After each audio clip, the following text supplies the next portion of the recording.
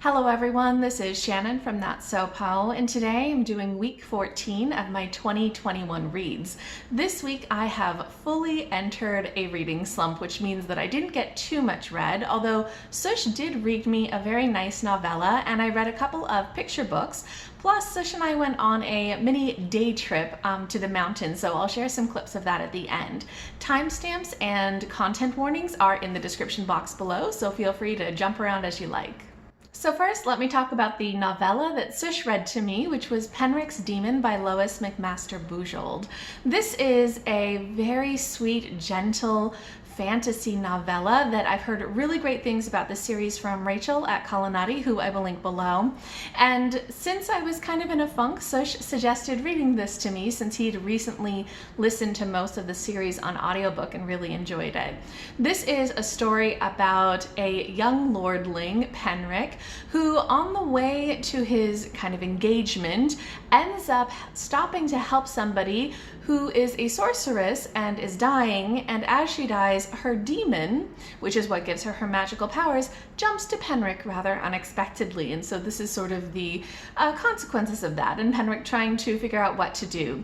Penric is a very naive, helpful, nice, but a little bit mischievous at times boy who is a boy. He's a young man who is just a very sweet character to follow.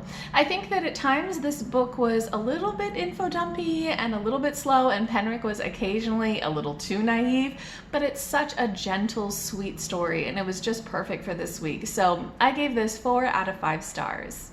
Next, I read 4 picture books published by Levine Querido, which is a publisher who's doing really interesting work, so I'm trying to read a lot of what they publish.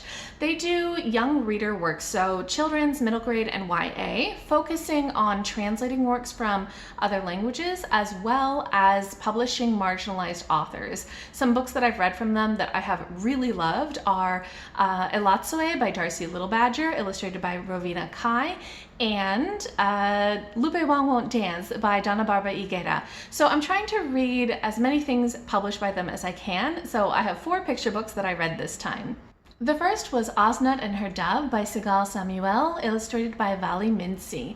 This is a really beautifully illustrated historical book. So it's talking about the first female rabbi who is a real person, telling her story and talking about the miracles that she performed.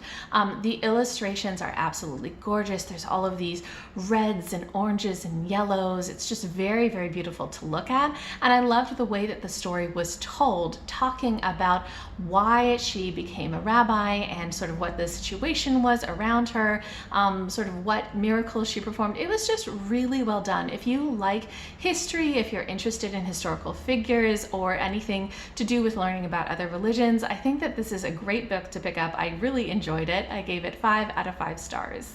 Next, I read The Wanderer by Peter van den Ende. This is a picture book without words, but it's also one that I think could appeal to slightly older children as well. I'm thinking even 10-year-olds would probably love this. I guess as an adult, I loved this. This is a very, very intricately drawn sort of fantasy adventure about a little paper boat that goes through the sea and really explores and sees so many different things.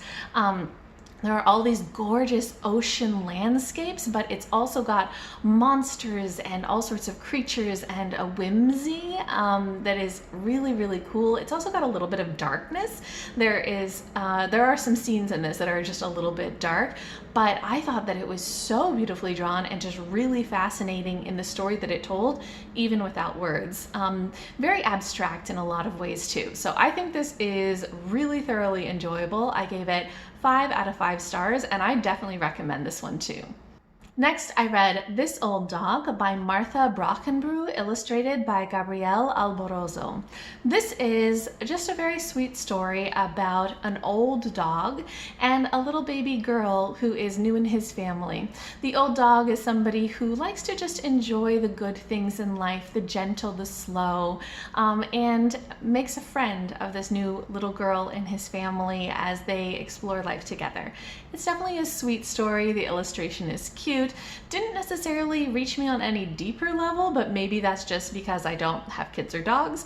But I did think it was sweet. I gave this one 3.5 out of 5 stars. And the last picture book I read was The Big House and the Little House by Yoshi Ueno, illustrated by Emiko Fujishima. I think that this is translated from Japanese in that I could find information that it was originally published in Japanese, but I can't find information about the translator, so I'm not sure if there is a separate translator or if the author himself translated it, not really sure. But this is a Japanese picture book that is about a big bear who lives in a big house and a little mouse who lives in a little house in the same town, but they don't really see each other for a long time, and they're both kind of lonely until they make friends with each other. This is a very heartwarming story about loneliness and about connection and about being there for your friends. I did think that there were a couple of aspects of the way that this ended that rubbed me slightly the wrong way, but that could be a cultural thing.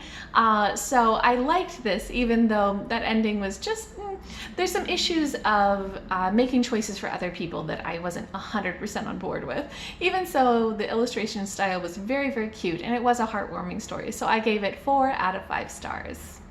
Okay, so that is everything that I read this week. I have no idea what's going on with my reading or what will happen next week. Hopefully I'll be in the mood for more books, but we'll see. I did have a really good weekend though, because Sush and I went on a day trip up to the mountains. And since it's April, it's springtime, it's right at that point where you start to be able to go into the mountains again. And we had such a great time.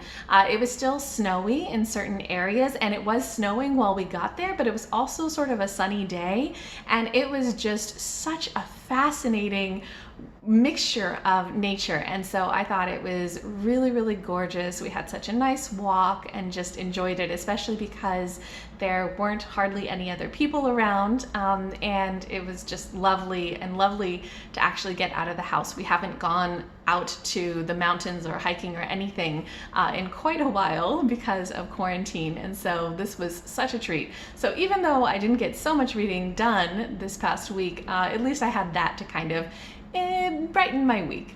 Hopefully you guys are having an okay week. If you guys have read any of the books that I talked about, if you have any thoughts, any comments, anything at all, just leave me a comment down below.